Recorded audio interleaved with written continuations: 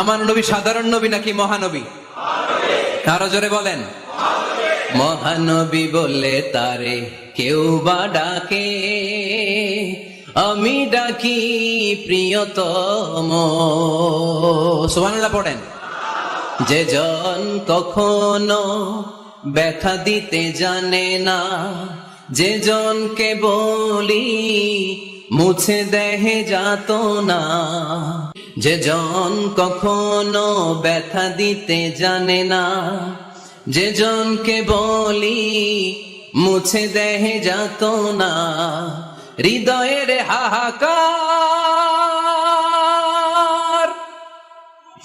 আপন করে নিতে আর কারে বুক এত প্রশস্ত, তার নাম